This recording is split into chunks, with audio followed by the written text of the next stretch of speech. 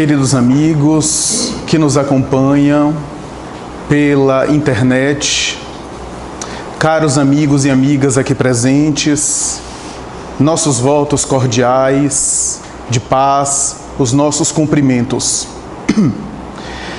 Era março de 1856.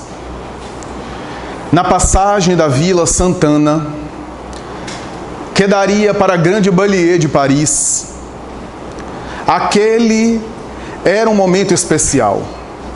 Como se sabe, março-abril em Paris faz um clima muito ameno, agradável, porque a atmosfera de Paris, florejando e bordejando a primavera, cria não apenas um ar e uma atmosfera amena, mas, sobretudo, a vegetação que enriquece a paisagem dos parisienses e que chamam a atenção, particularmente dos transeuntes, dos turistas, daqueles que, já na época, visitavam regularmente a Cidade Luz. Paris, no final do século XIX, ou melhor, nessa segunda metade, a partir da década de 50, ainda carregava a reminiscência dos ideais revolucionários.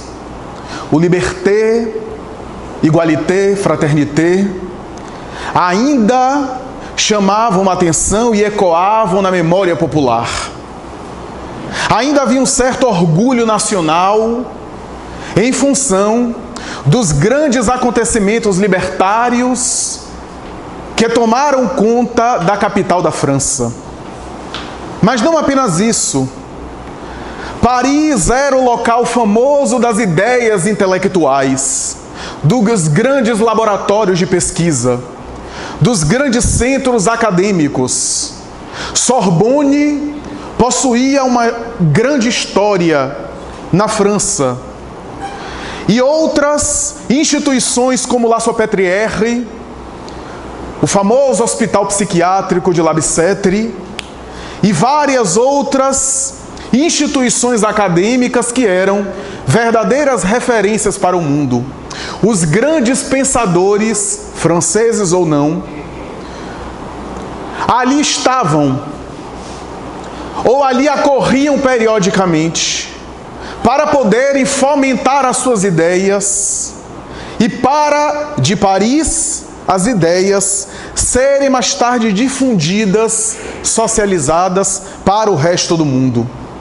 Havia até um brocardo popular, um ditado vulgar que dizia: é melhor ser vaiado em Paris, mas conhecido e desconhecido no resto do mundo, do que ser aplaudido no mundo e ser ignorado em Paris. Era, portanto, a mentalidade do século XIX. Mas passava despercebido, quase que completamente, pela grande cultura materialista e mundial, que naquele período em Paris havia algo especial acontecendo. Havia um movimento muito particular que remetia a uma promessa que Jesus havia feito no seu evangelho, conforme o evangelista João havia registrado no capítulo 14, versículos 15, 16, 25, 26, 27, quando estabeleceu: se me amas, guardais os meus mandamentos.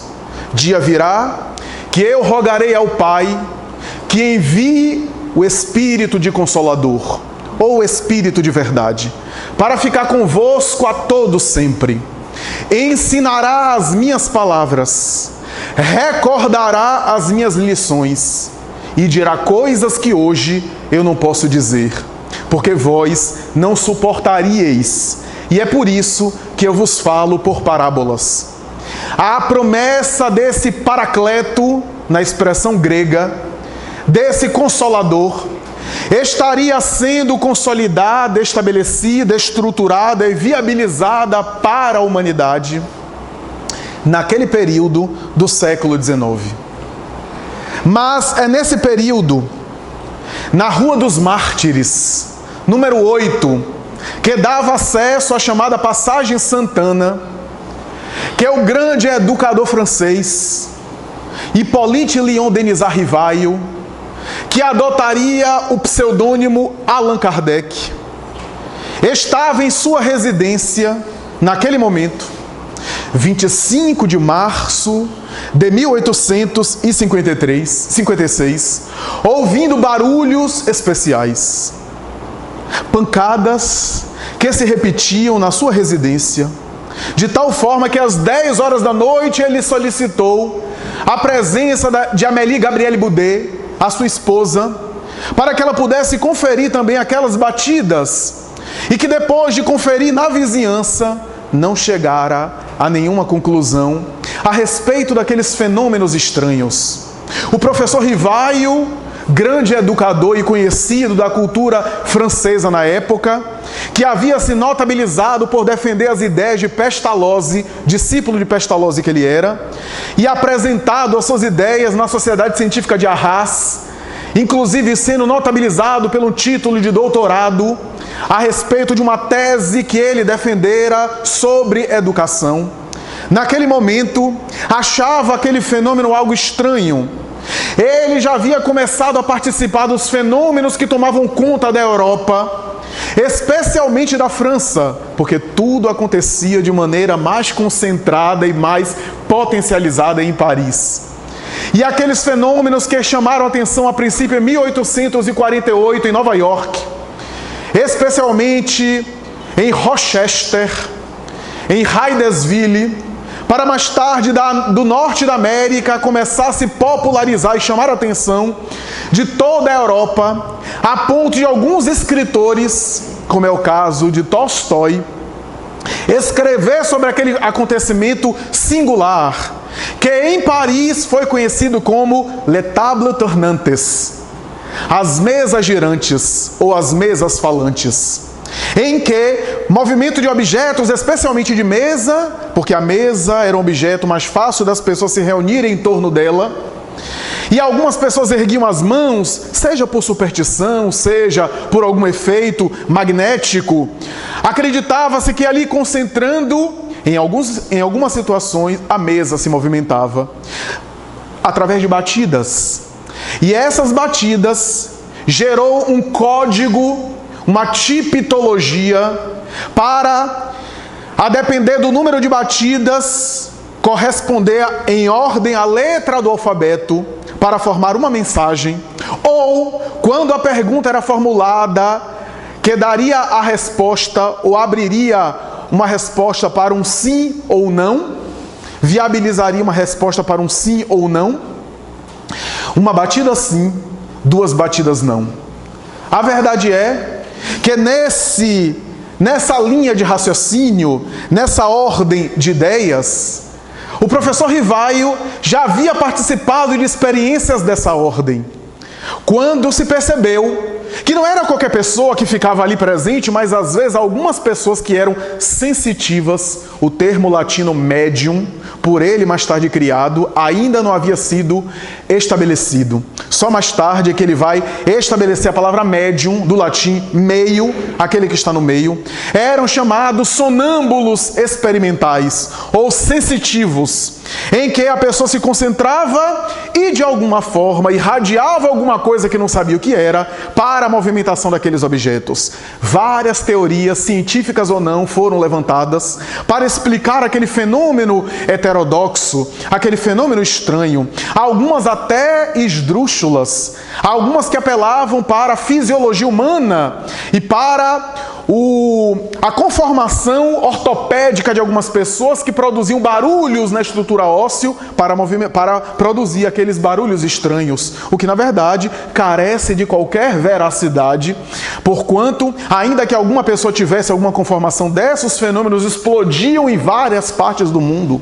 Chamando a atenção seria acreditar que várias pessoas tinham essa estrutura ortopédica e, o que é pior, essa estrutura ortopédica poderia produzir mensagens inteligentes. Algumas algumas das quais acima da capacidade das pessoas presentes.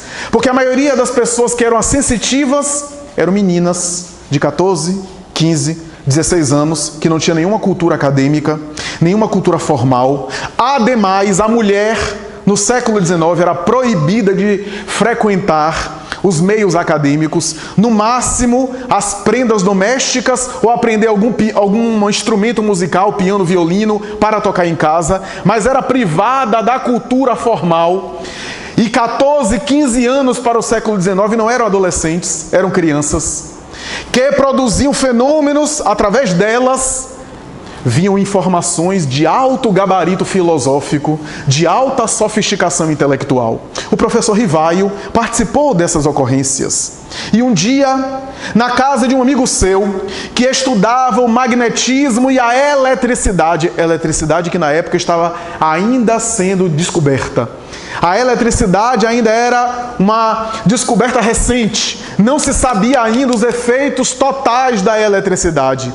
E uma das hipóteses mais fortes era que a eletricidade poderia afetar ou interferir em corpos inertes, em matéria inanimada, dando um aspecto de animação para produzir aqueles fenômenos. O próprio professor Rivaio acreditava que a eletricidade talvez pudesse explicar aquela ocorrência. E o senhor Fortier, amigo seu, estudioso do magnetismo e da eletricidade, vai naturalmente estabelecer um diálogo com ele e vai dizer: mas eu participei de uma sessão na casa de uma senhora famosa aqui em Paris. Essa senhora dá saraus, recebe pessoas famosas. Era a senhora Plenémaison, que inclusive era conhecida de pessoas, de personalidades célebres, de celebridades da cultura europeia e francesa em particular. Essa senhora que recebia Victor Hugo, que recebia Honoré de Balzac, que recebia Alexandre Dumas, Frédéric Chopin e o próprio Napoleão III, que era o imperador da época.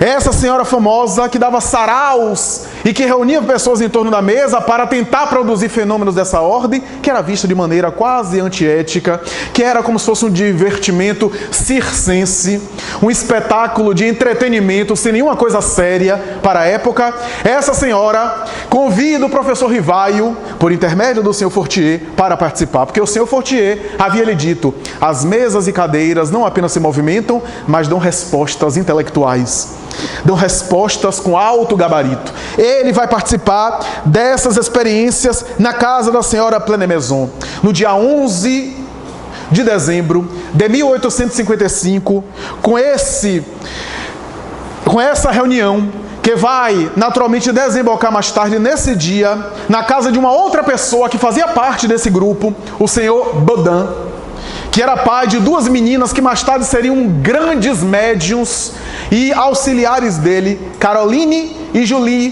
Baudin, filhas do casal Baudin. Ele participa de uma experiência com ele e, graças a um fenômeno insólito, graças a uma manifestação especial, um ser de outra dimensão começa a se comunicar com ele. Ele já havia pego os 55 cadernos e anotado as perguntas que faria a mesa e a cadeira. E depois de algumas perguntas, ele percebeu que não era a mesa e a cadeira que raciocinava e que pensava para responder, mas era um instrumento através do qual seres inteligentes se manifestavam e se comunicavam com ele. E ele vai dizer: uma nova ordem de ideias, uma nova lei da natureza. É uma humanidade, ou uma parte da humanidade que se comunica conosco. A humanidade que está fora da matéria orgânica, os seres espirituais. E começa, cientista que era, frio, calculista do ponto de vista do pensamento acadêmico, tentando ser o mais imparcial possível, o professor Rivaio vai se desdobrar para investigar o fenômeno. E nesse dia 11 de dezembro de 1855, na casa do senhor Baudin, um ser especial aparece, se manifesta através das manifestações agora escritas e vai dizer: olá, através da senhorita, ou melhor, corrigindo, através da senhorita Ruth Céline Jaffé, uma sensitiva de 15 anos que já dava o transe da chamada incorporação da psicofonia. E o ser especial dizia: olá, professor Rivaio, você não lembra de mim? porque está no corpo e não lembra do passado, mas eu me lembro de você. Chamo-me Zéfiro e sou amigo teu. Nós nos conhecemos há mais de 18 séculos. Cerca de 20 séculos temos uma relação de amizade, porque estivemos juntos no passado, no século II a.C., quando nós éramos druidas e tu eras o sacerdote da nossa comunidade. Éramos druidas, amávamos o Deus Dispater, o Deus da fraternidade. Tu eras o nosso guia, o nosso orientador. E a partir de 200 a.C. até agora, temos voltado à Terra, mergulhado no corpo físico através da reencarnação, quase que sempre juntos. Naquela época, tu te chamavas Allan Kardec. Ele achou o nome Allan Kardec tão curioso que mais tarde vai adotar como pseudônimo das suas obras, para que o nome dele, que era famoso e que era associado à cultura mundial, não ficasse em evidência, para que ele pudesse, de alguma forma, desaparecer, entre aspas, para que a mensagem que ele publicava e que ele reconhecia não ser sua, e sim dos espíritos, não fosse procurada pelo nome e pela autoridade científica que ele era, mas pela qualidade do conteúdo da obra. E a partir desse momento ele começa a adotar o pseudônimo de Allan Kardec. Mas no dia que nós nos referimos, no início do nosso discurso, 25 de março de 1856, haviam barulhos especiais. Naquele dia, o senhor, professor Allan Kardec já, estava elaborando a obra que inauguraria a doutrina espírita, o Livro dos Espíritos, que seria publicada praticamente um ano depois. E naquele momento, depois de muitos barulhos que não cessavam, e que não pareciam nenhum objeto, parecia vir de dentro dos objetos da casa, e não de fora, ele resolveu sossegar e dormir. No dia seguinte, na casa do senhor Baudin, Zéfiro se manifesta. E ele vai interrogar, conforme se encontra nas suas anotações de um diário particular, que após a sua morte, foram mais tarde cotejadas, reunidas e organizadas numa obra chamada Obras Póstumas, que foi uma série de escritos que ele elaborou e que deixou às escondidas, que não havia publicado, e a Sociedade Espírita da França, mais tarde, resolveu publicar pela elevação e pela importância histórica dessas anotações, porque ele próprio anotava como se fosse num diário. E vai dizer ele, nesse dia, quando Zéfiro se manifesta, diz: olá, sei, adivinhando o meu pensamento, sei que tu tens uma dúvida para tirar comigo. Pode perguntar. E Allan Kardec pergunta: ontem minha casa foi vítima de pancadas, de barulhos estranhos que eu não sei o motivo pelo qual aquilo ocorreu. Você tem alguma explicação para isso? E a entidade espiritual responde: era o teu espírito protetor, o teu guia espiritual, que queria lhe chamar a atenção para uma coisa grave. Ao que Allan Kardec então diz: mas o que é que ele queria dizer? Porque eu não entendi totalmente a sua mensagem. E o espírito diz: pode perguntar a ele, porque ele está aqui presente, ao meu lado. Nesse momento, o médium dá passagem ao espírito, guia ao espírito protetor, que diz mais ou menos nessas palavras: era eu, porque me desagradava o que você fazia. Allan Kardec coloca uma nota dizendo: eu estava elaborando o Livro dos Espíritos e desagradava o espírito. Ele volta então e pergunta: desagradava a obra toda ou o trecho? E o espírito respondeu: o trecho, porque há um erro muito grave, e se você publicar dessa forma, será vítima de muitas críticas e dará combustível aos agressores. E Allan Kardec então volta e diz: realmente, depois de muito meditar, eu cheguei à conclusão que não está bem feito o texto. E procurei corrigir e melhorar algumas partes. E o espírito responde: está melhor, mas ainda não está ideal. Observa da 3ª até a 30ª linha e encontrarás um erro grave. Allan Kardec mais tarde coloca uma nota e diz: realmente havia um erro muito grave, que poderia gerar uma polêmica infinita, infindável, sobre um conceito que eu estava escrevendo no Livro dos Espíritos. Eu então pergunto o nome da entidade: você é alguém que eu possa chamar por um nome? E o espírito responde: chamo-me Verdade. nada mais saberá. Allan Kardec insiste e diz: você foi alguém conhecido na Terra? E o Espírito responde: já não te falei que para você eu me chamo verdade? E isso significa discrição. Nada mais. Veja que os Espíritos, até para Allan Kardec, falavam de maneira clara. E a gente fica magoado com qualquer coisa. Qualquer coisinha fica melindrada. Os Espíritos estão muito acima desses melindres nossos e não valorizam essas nossas mágoas, essa nossa sensibilidade do ego exacerbada. Allan Kardec volta e pergunta: e como me ajudarás? Em contato direto comigo, tu terás apenas 1/4 de uma hora por mês. Era um espírito ocupado. Porque 1/4 de hora por mês, no meu cálculo, não sei, eu não sou de exata, são 15 minutos. 15 minutos por mês eu tenho em contato direto. Mas eu te assistirei à distância. E tenho mensageiros em meu nome que podem assessorá-lo. E Allan Kardec então volta, estava com grandes problemas financeiros. Professor naquela época já sofria. Já tinha essa provação, principalmente professor de ensino público. Então, não sei se foi dívida do passado, né, karma do passado para ter reencarnado o professor, mas enfim, havia isso. Ele então volta e pergunta: a assistência que você diz que vai me dar está relacionada também a minhas preocupações e problemas materiais? E o Espírito responde mais ou menos assim: no mundo em que estás e na vida que levas, a vida material também é importante. Não te ajudar nessa parte seria não te amar. E nada mais ele viu, ou ouviu, ou recebeu dessa entidade. 10 anos mais tarde ele coloca uma nota em Obras Póstumas, está lá em Obras Póstumas dizendo: a superioridade desse espírito estava muito distante de compreender, de imaginar. Eu não tinha ideia da elevação dessa entidade, dando a entender que mais tarde a identidade desse espírito lhe foi revelada, mas que ele manteve em discrição para sempre. Foi essa experiência de Allan Kardec, em 1856, que deu origem ao capítulo que ele vai colocar no Livro dos Espíritos, chamado Anjos da Guarda, Espíritos Protetores e Espíritos Familiares, onde ele vai abordar a questão, investigar essa problemática, se interessar em entender sobre a temática, que aliás é uma temática antiga, porque a doutrina dos anjos da guarda é antiga e está presente na tradição cristã, na tradição hebraica, na tradição de outros povos. A ideia de seres angélicos que nos ajudam está presente em outras doutrinas, e o Espiritismo confirma nessa passagem.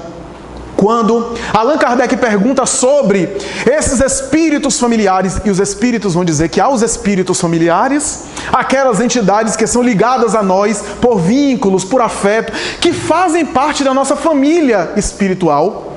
Há alguns que viveram na Terra, que se foram antes e que engrossaram essas fileiras de seres que nos assessoram, outros que nem chegaram a reencarnar e que estão no além-túmulo nos ajudando, nos acompanhando. O nível de evolução espiritual desses espíritos é muito variável. Alguns têm o mesmo nível que nós, porque são afetos, amores nossos. São os espíritos familiares, que têm simpatia, que têm afinidade conosco, que formam essa nuvem de testemunhas, como dizia o apóstolo Paulo na sua epístola. Então esses são vínculos. Mas o espírito protetor, que é chamado anjo da guarda, que mais tarde a literatura espírita atual chama de guia espiritual, os espíritos dizem a Allan Kardec que é um espírito sempre de uma ordem mais elevada. É uma espécie de tutor da criatura na sua atual encarnação. Joana de Ângeles chega a dizer que são os fiadores da nossa reencarnação. Veja que até no além-túmulo a gente se compromete com dívida, né? São os nossos fiadores. Quer dizer, a gente não tinha nem o crédito no crediário para reencarnar, e eles intercederam por nós. Via de regra, é claro. Então, são esses que intercedem e que optam, porque não é obrigatória, é uma escolha voluntária, mas optam pela tarefa de nos conduzir enquanto estivermos no corpo. Uma vez que optam, eles permanecem nos assessorando. Kardec chega a dizer, o espírito protetor pode ajudar outros? E as entidades respondem, poder pode, mas o faz com menor exclusividade. Porque já que optou por abraçar aquela tarefa de conduzir aquele ser, naturalmente que o seu raio de ação não está concentrado em outro ser, embora possa ajudar outros seres. Até porque há outros espíritos que lidam e que ajudam outros seres. Deve haver um critério muito grande e muito sábio para a escolha dos guias compatível com a nossa necessidade. Ninguém acredita que o espírito que guia, por exemplo, um pigmeu ou um aborígene da Nova Guiné, um homem primitivo ainda de tribos antropófagas, canibais, vai estar sendo assessorado por um Francisco de Assis, por exemplo, porque seria desperdício.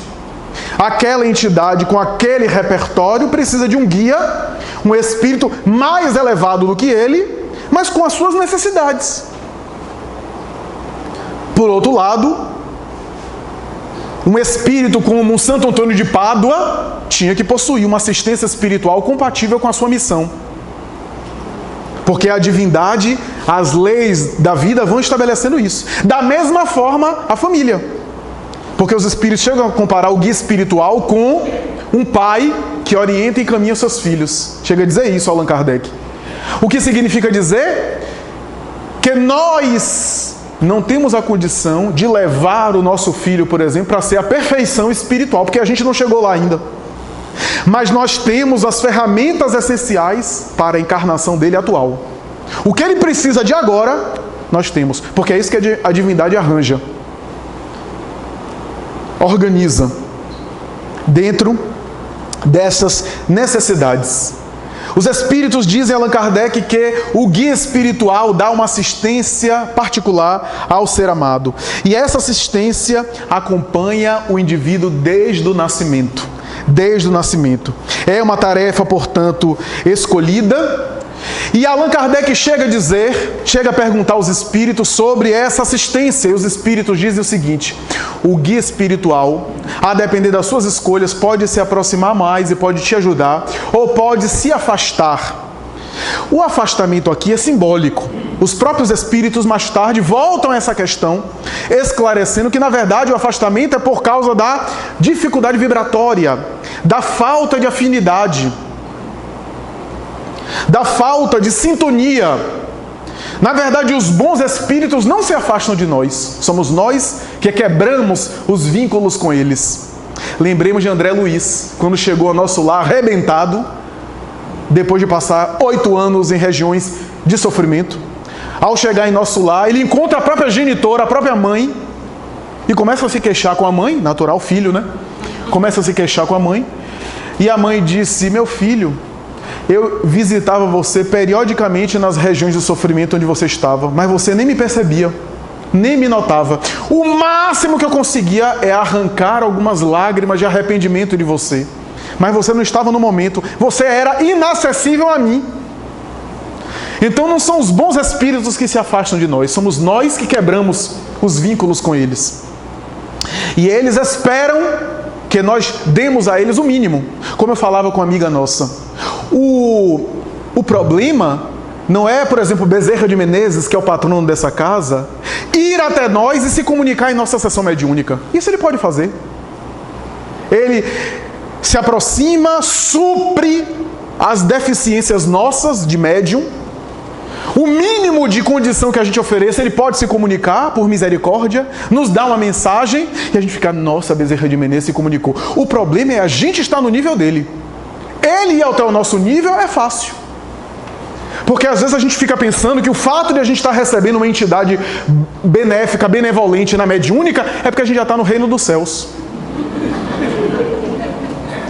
A gente está repetindo o formalismo de outra religião. Pagou o dízimo, rezou o rosário, frequentou a missa, já está salvo. A gente deu passe, frequentou a campanha do quilo, está em nosso lar. Não é bem assim. Não é isso que os espíritos dizem. São, portanto, fantasias. essa necessidade que nós temos de sintonizar com eles, de elevar. Emmanuel tem uma mensagem que vai dizer: é justo esperar que os céus desçam à terra, mas é compreensível que nós, os espíritos, esperamos que a terra também suba aos céus, que é a nossa tarefa. A lei das afinidades. Os anjos de guarda, espíritos protetores, estão presentes na história da humanidade. Se nós examinarmos detalhadamente, veremos a presença deles, inclusive na Bíblia. No Antigo Testamento, só para citar algumas passagens, Êxodo 23, capítulo 23, versículo 20, há uma mensagem dizendo que um fenômeno que acontece com Moisés, e o Espírito, na linguagem simbólica da Bíblia, Deus é um Espírito, que se manifesta a Moisés dizendo: eu confiarei a ti um anjo que o conduzirá nessa travessia até a terra prometida que eu preparei para você. Era, portanto, possivelmente um espírito de alta envergadura que agora designava um embaixador dele, um mensageiro dele, para guiar Moisés. E esse tipo de mensagem se repete no Antigo Testamento. Várias outras passagens, nós vamos observar esse anjo de guarda, esse anjo de luz sendo designado. Por exemplo, Gênesis, capítulo 24, versículo 7, há a mesma referência em relação a Moisés. Ou então, Número, capítulo 20, versículo 16, há a mesma orientação de que há um anjo conduzindo Moisés. Ou então, quando a gente vê no Antigo Testamento, o rei Saul, assessorado por Samuel, que do mundo dos mortos volta e se comunica com ele, que através da pitonisa do Endor, orienta ele, inclusive, para que ele parasse com as guerras que havia desencadeado. Está lá no Antigo Testamento, conversa com mortos e com um ser amigo, um espírito protetor, ou, se Samuel não era espírito protetor, no mínimo era um espírito familiar, um espírito ligado ao rei Saul, que tinha episódios de depressão periódica. Vamos encontrar a expressão anjo de guarda em alguns momentos como anjo de luz ou anjo de Yahvé no Antigo Testamento. E os teólogos da Bíblia de Jerusalém, eu falei isso ontem num grupo virtual, os teólogos da Bíblia de Jerusalém concluíram que na Bíblia há algumas passagens chamando esses anjos de filhos de Deus. Os anjos que orientam as criaturas como filhos de Deus. Aí quando eu li essa passagem, para mim foi um achado precioso, está numa nota de rodapé da Bíblia de Jerusalém. Eu olhei e disse, já ouvi essa expressão, filho de Deus. Bem-aventurados pacificadores, porque serão chamados filhos de Deus. Sede perfeitos como perfeito é o vosso Pai Celestial, para serdes chamados filhos de Deus. Em alguns momentos Jesus faz uso dessa expressão. Ou seja, o Filho de Deus é um anjo? Ou seja, para a gente ser filho de Deus, a gente precisa se espiritualizar. Essa é a ideia que está presente na Bíblia. Sem citar aqui o livro de Tobias, porque o livro de Tobias é praticamente um relato do contato dele com o anjo, que o guia a várias situações, desde guiando para conseguir dinheiro, salário, até para lidar com uma situação, um desafio que ele lida com um peixe, e assim por diante, claro que de maneira simbólica, mas ali está um anjo que o guia numa travessia, que conversa com ele, que entra na sua casa, que dialoga de maneira recorrente, porque a palavra anjo vem do latim angelus, mas no hebraico se chamava malar, ou malar, que significa mensageiro. Aliás, a tradução de malar em hebraico para português é mensageiro. A tradução de angelus em latim para o português é mensageiro também. Aí a gente vê, por exemplo, em Abraão, que a gente sempre fala do Antigo Testamento, em Moisés, e se esquece de Abraão, um grande patriarca. Há um momento na vida de Abraão que ele está no grande deserto, quando aparece um malar, um mensageiro. E aqui para nós, o malar, o mensageiro que aparece a Abraão, não tem auréola na cabeça, não tem asa nas costas. Aparece um ser com barba, barbudo, conversando com ele, entra na sua casa, senta, reúne a mesa. Aí a tradição dos judeus, né, de reunir na mesa, daí a importância de lavar as mãos, que Jesus se referia, de sentar na mesa, até porque comia de mão, sentava na mesa, e ali, porque a mesa era o local espiritual dos hebreus, não era um local apenas de refeição. Talvez na nossa cultura a gente não consiga entender, porque a gente come no fast food, mas os hebreus davam uma importância muito grande era não apenas um momento de alimentação, mas um momento de experiência de oração espiritual. Havia uma série de rituais, e começa com Abraão. O Malá então orienta ele, reúne na mesa, e ali fala sobre o Deus único, fala sobre Yahvé, e começa a orientar, e em determinado momento diz: Abraão, olha para o céu, já estava de noite, as estrelas, está vendo essas estrelas? Eu te digo que a tua geração será mais numerosa que as estrelas desse céu. Uma orientação mediúnica, uma orientação espiritual. Essa ideia que está presente ali. E que mais tarde esse mesmo Malá aparece a Abraão quando ele tenta ter filho e não consegue, na tradição bíblica, com a sua esposa Sara. E depois de ter um filho com a escrava Agar, Ismael, o mesmo Ismael que é o guia espiritual do Brasil, segundo informação do espírito Humberto de Campos, é a mesma entidade que teria sido filho de Abraão nessa época. O Malá aparece, o mensageiro aparece para Abraão e diz: agora tu terás filho com a tua esposa Sara. Sara estava em idade avançada, não tinha técnica de reprodução assistida na época, fecundação in vitro, nada disso. Então,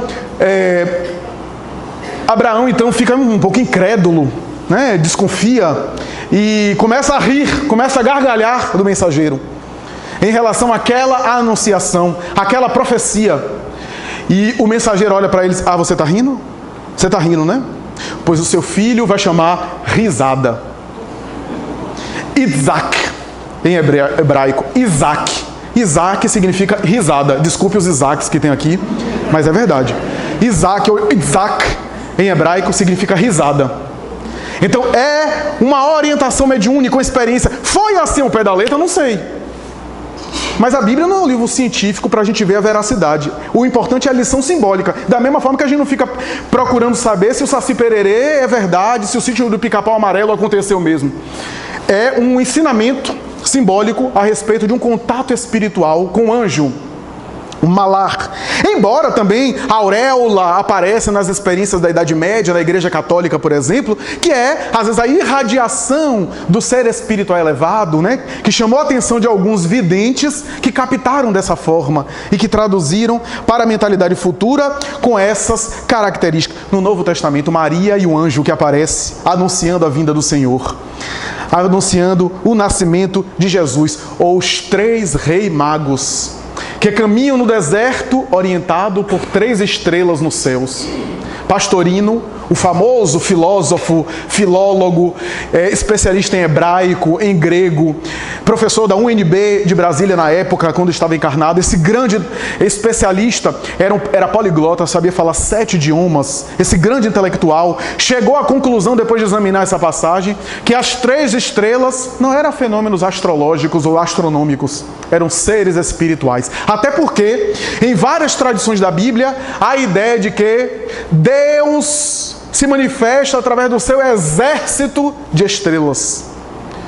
O exército de estrelas são seres espirituais. Aliás, no frontispício do Evangelho segundo o Espiritismo, Allan Kardec coloca uma mensagem do Espírito de verdade, dizendo mais ou menos assim: os Espíritos do Senhor, que são as estrelas do céu, algumas traduções estão, e são as virtudes do céu, qual o imenso exército, a expressão hebraica do exército, qual imenso exército cai sobre a terra para chamar a atenção e falar sobre a verdade.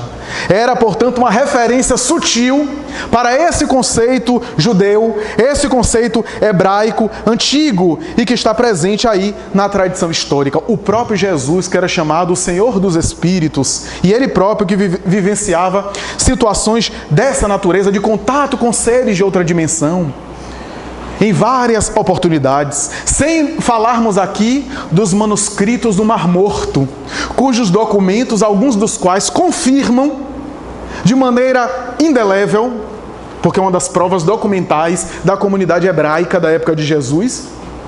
Inclusive há uma referência ao próprio Jesus nesses manuscritos do Mar Morto, achados em 1947, por volta de 47, faz alusão à crença em anjos que orientam as criaturas humanas, seres de luz que acompanham as criaturas terrestres, que assistem as pessoas nas suas travessias.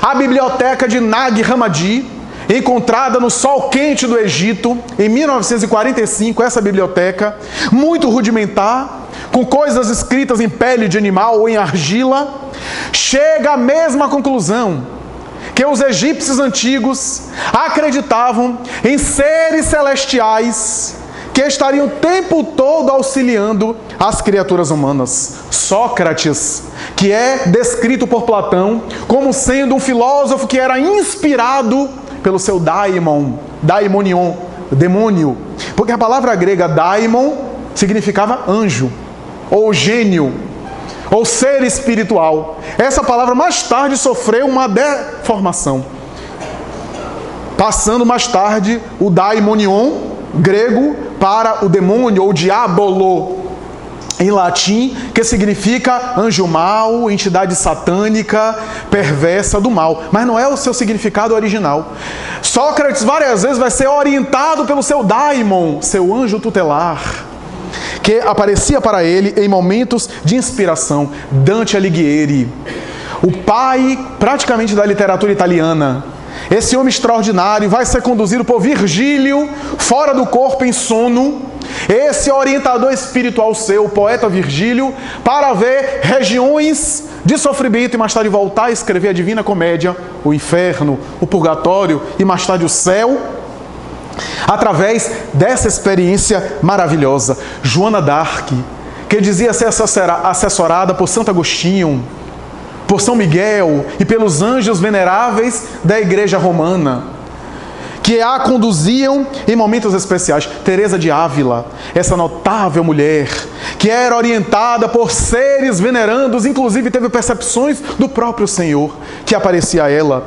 Ou Francisco de Assis e o Poverello, e o Trovatore de Dio, esse homem extraordinário, que iluminou a Idade Média, que chamou a atenção a princípio da sua família, a família Bernardone, para mais tarde sensibilizar toda a idade medieval, graças à assistência que ele era portador, que ele recebia do próprio Cristo e de outras entidades que com ele se comunicava. O Espiritismo, meus amigos, orienta e ensina isso.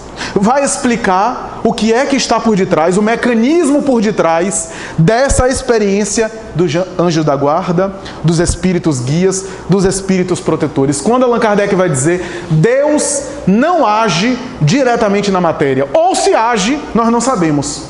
Mas uma coisa é certa, normalmente Deus age na matéria através dos seus intermediários. E os seus intermediários são os seres espirituais, especialmente aqueles que estão em contato direto com Ele, que são os Cristos, as potestades celestiais. E daí em diante há toda uma hierarquia de comunicação, de diálogo, de informação. Daí, às vezes, a gente acha que o nosso guia espiritual está o tempo todo conosco em pessoa, mas ele não precisa estar presente para estar nos assessorando. Se você consegue fazer uma ligação por Skype, mandar um WhatsApp agora e o seu parente lá ouve o áudio seu e está no Japão, por que você acha que o guia espiritual não tem tecnologia mais sofisticada para estar assessorando a você sem estar presente? Às vezes ele está nos sustentando à distância,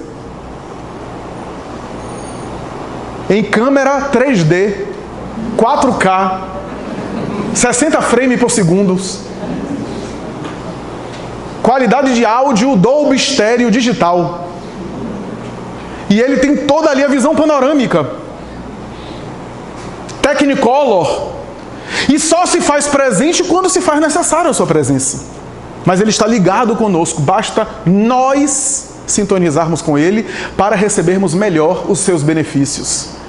Então, essa é uma realidade que precisamos pensar, precisamos entender.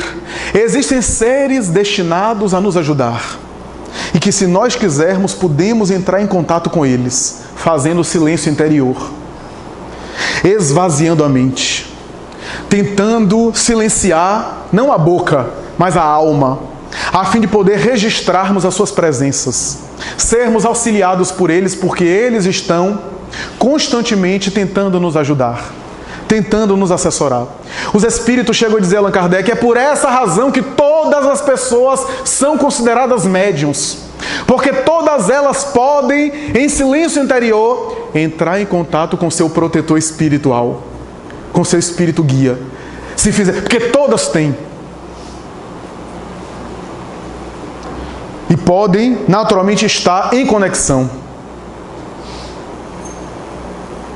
Tem algumas que o guia está quase pedindo encostamento por invalidez no INSS, porque dá tanto trabalho às criaturas, né, que o guia já está, pelo amor de Deus, pedindo um auxílio de instâncias superiores. Mas eles têm o recurso para dar conta, até porque eles têm um olhar diferente do nosso. Eles têm uma visão muito mais ampla. Eles veem alguns aborrecimentos nossos aqui na Terra como experiências necessárias, com uma visão muito mais compreensiva. Não é que eles também não se sensibilizem, não chorem, não tenham empatia por nós. Tem. Até porque são espíritos também em evolução, que têm a sua sensibilidade, que têm os seus vínculos de afeto, mas eles têm uma noção totalmente diferente. Eles olham alguns sofrimentos nossos de uma forma que nós não conseguimos enxergar. Eles olham de uma maneira muito mais panorâmica. Nós olhamos de maneira imediatista e só temos essa noção lá adiante, com o tempo. O tempo, às vezes, é o mestre de todas as coisas. Porque, às vezes, o tempo vai nos dizer lá na frente que aquele sofrimento que a gente passou, que a gente achou que não ia sobreviver, que não ia aguentar, é que nos deu força e maturidade hoje para até ajudar outras pessoas, para ter até condição de compreender as coisas de uma maneira mais profunda.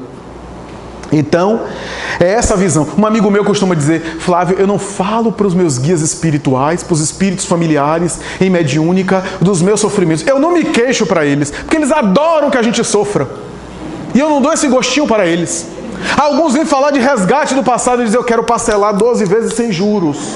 Nada desse negócio, não tenho pressa, resgatar de uma vez só. Não, eu quero a coisa parcelada, devagarzinho, sem inflação. Então, quer dizer, essa ideia é porque eles têm uma visão maior, uma visão mais ampliada. Mas há muitos equívocos que nós temos em relação aos guias espirituais. Muitos de nós temos a ideia de que os guias espirituais são empregados nossos. São funcionários que basta a gente estalar o dedo, eles têm que nos ajudar. Eles têm que fazer trabalho para a gente. Eles têm que nos servir. Não, são seres... Certa vez eu estive numa casa espírita, que a casa espírita não estudava. Fechou a livraria.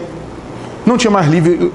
Porque o guia da casa se comunicou dizendo que não precisava estudar não, porque ele estudava pela gente.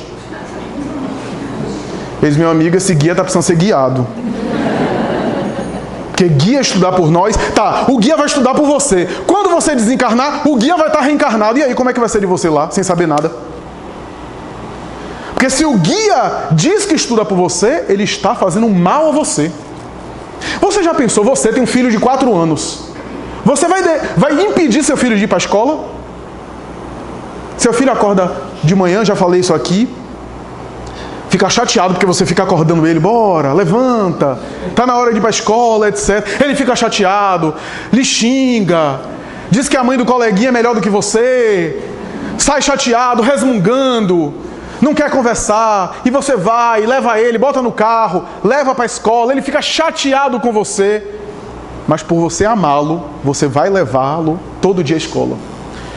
Porque senão não é amor. Um amor que impede o filho de evoluir, de crescer, que prejudica o filho. Não, para não me incomodar e ele não ficar chateado comigo, eu deixo ele sem ir para a escola mesmo, ele fica na ignorância. Então é um amor que torna o outro incompetente. Um amor que torna o outro ignorante. Um amor que prejudica o outro e que o outro só vai saber lá na frente. Os guias espirituais são educadores, que nos levam para a escola. E a gente às vezes se aborrece com eles, porque eles nos levam para a escola. Mas eles não fazem a lição por nós, porque se eles fizerem a lição por nós, eles que ficam na sabedoria. E nós não aprendemos a lição.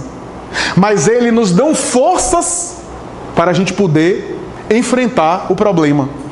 A aprender com a experiência. Eles nos ajudam.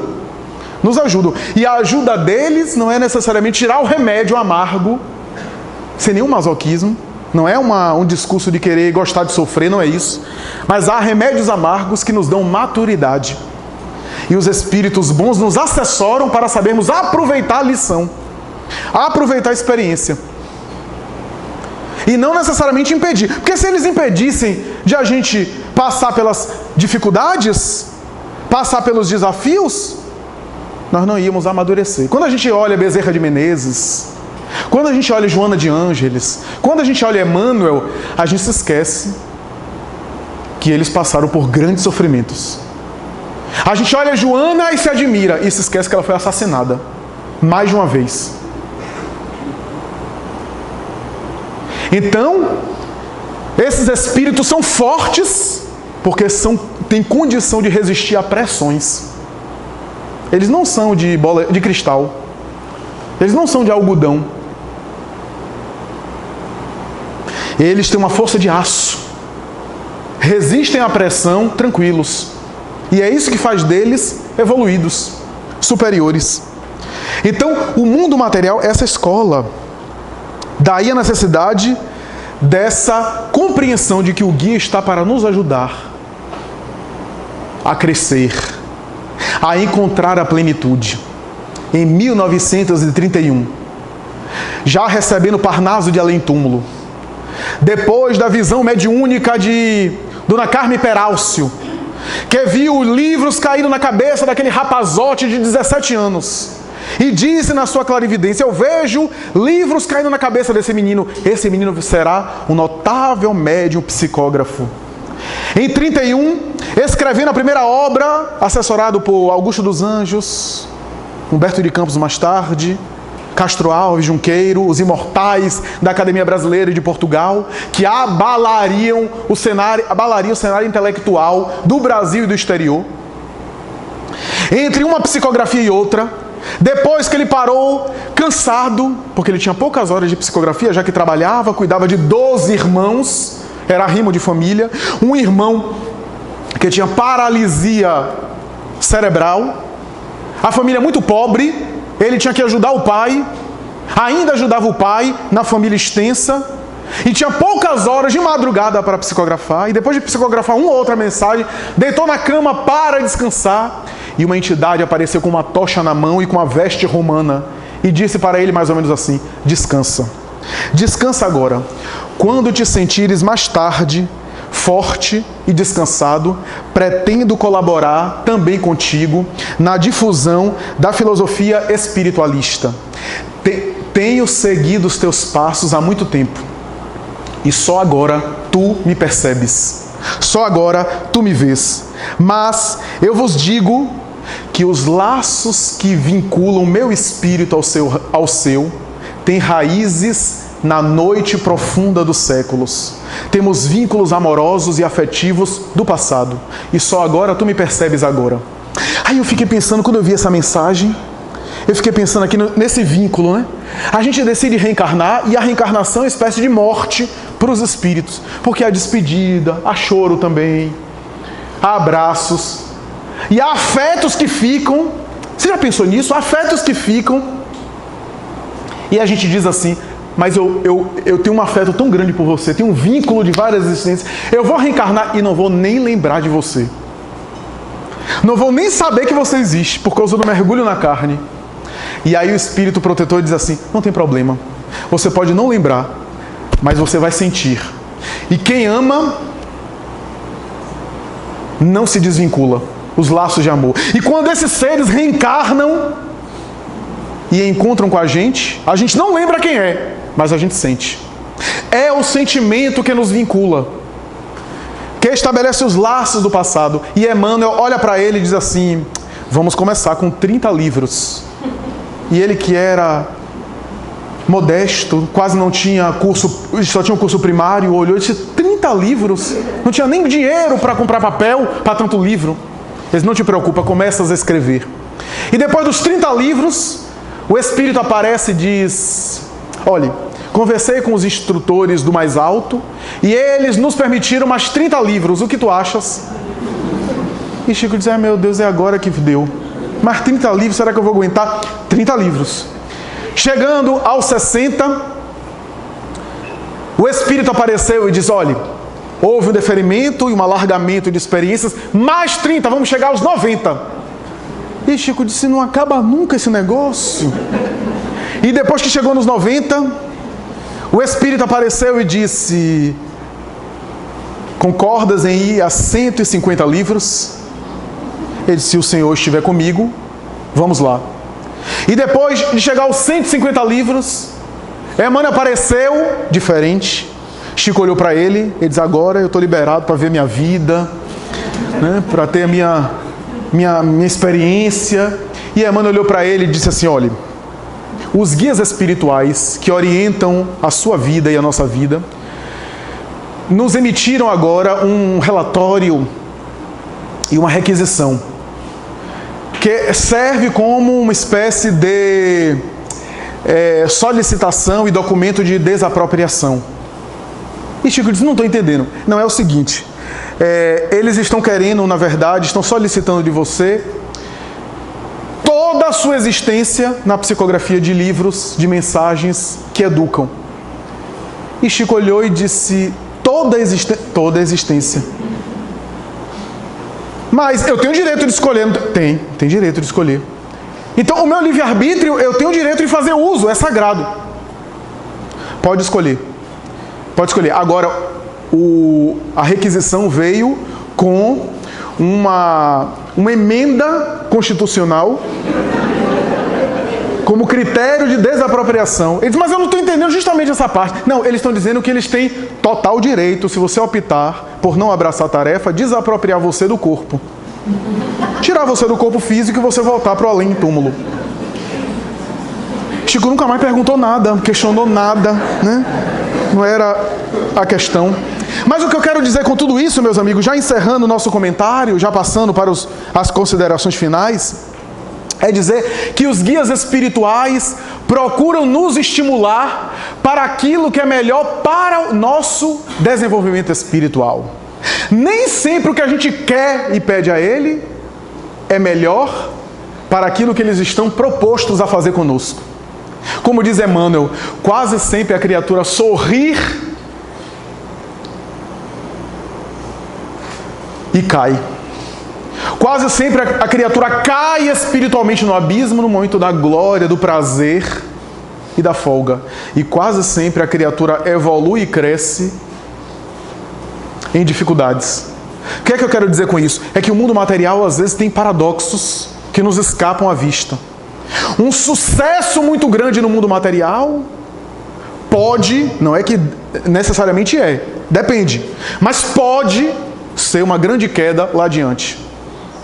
Emmanuel chega a dizer, é melhor chorar sob as dificuldades e os espinhos do caminho para sorrir mais tarde de maneira permanente do que sorrir nos narcóticos do desespero e do desequilíbrio para chorar até Deus sabe lá quando. Porque às vezes a gente sorri aqui no momento de gozo, no momento de prazer temporário, para chorar durante anos.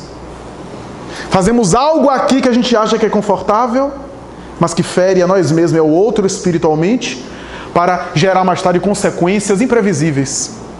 E às vezes a gente chora aqui para sorrir de maneira plena depois. Não que necessariamente a dor seja necessária para essa evolução, mas o esforço é indispensável. E Chico costumava dizer que a orientação de Emmanuel era sempre para aquilo que estava para além das aparências.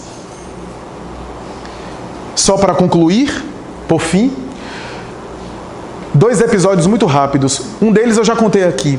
Em Lindos Casos de Chico Xavier, um dos casos mais interessantes, ou melhor, Chico de Francisco mesmo. Adelino da Silveira narra que uma vizinha de Chico, que quis fazer uma caridade com ele, matou o cachorro dele. Porque o cachorro tinha muitos problemas de saúde, e ele chegava tarde em casa, a gente tinha que limpar, tinha que cuidar da doença, colocar curativos, dar alimentação de madrugada, e a vizinha gostava tanto do Chico, tinha muito amor pelo Chico, ficou tão compadecida que resolveu o problema. Na cabeça dela, ela queria resolver o problema, colocou veneno na comida do cachorro. E aí resolveu o problema. Chico ficou magoado. Bastante angustiado com aquilo. E teve um momento que ele já não suportava mais. E Emmanuel apareceu e disse: tu estás com mágoa, estás perturbando nosso trabalho. Há uma semana eu estou vendo você magoado e emocionalmente nós estamos tendo dificuldade em acessar você. Eu fico pensando, meu Deus, uma semana. Tem gente que passa magoado com o outro a vida inteira. Imagina a dificuldade dos guias em chegar. Mas enfim. E aí Emmanuel diz isso.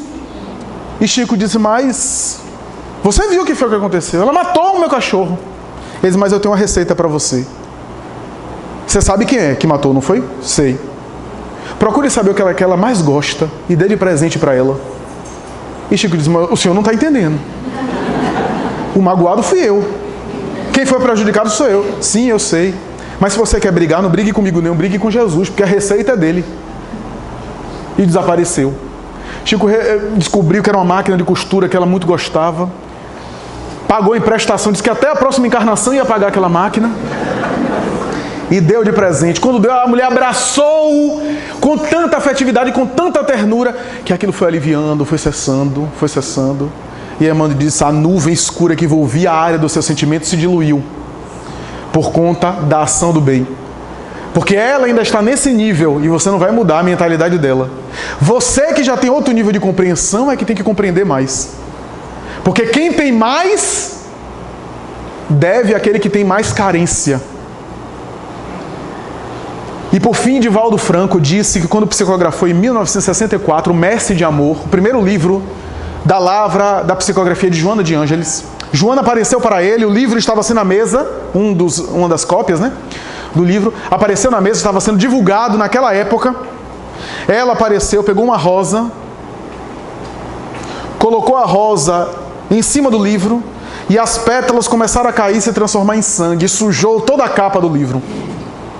Divaldo olhou para ela e ela disse: meu filho, o livro vai ser publicado, vai beneficiar muita gente, mas a parte sua é essa: as lágrimas que ninguém verá, as angústias e as dificuldades. Quem decide pela opção do bem, quem decide pela escolha da honestidade, quem decide em ter um caráter reto, vai ser atacado, vai ser agredido, vai ser espezinhado por aqueles que antipatizam. A mediunidade e a relação conosco, os espíritos guias, na tarefa do bem, ainda é uma tarefa muito ingrata. Mas tem um aspecto muito bom. Porque se tu permaneceres no ideal, se tu não te defenderes, se tu nunca mostrar que sabes, se permaneceres fiel ao dever em silêncio, sem se defender, talvez chegarás no momento final da sua vida sozinho. Mas eu estarei contigo. E serei eu que abrirei os braços, além da sepultura, para dizer: vem, meu filho, você se tornou uma pessoa melhor. Vem desfrutar agora da minha companhia e dos teus amigos espirituais. Então, é a orientação que os espíritos passam para nós. Ser feliz aqui na terra, viver bem nesse mundo, viver em alegria, em bem-estar, mas não esquecer nunca dos propósitos que temos com o espírito que somos, com a dimensão espiritual que somos, com os elementos espirituais das nossas origens, das nossas realidades que transcendem ao mundo material. Pensemos sobre tudo isso. Muita paz.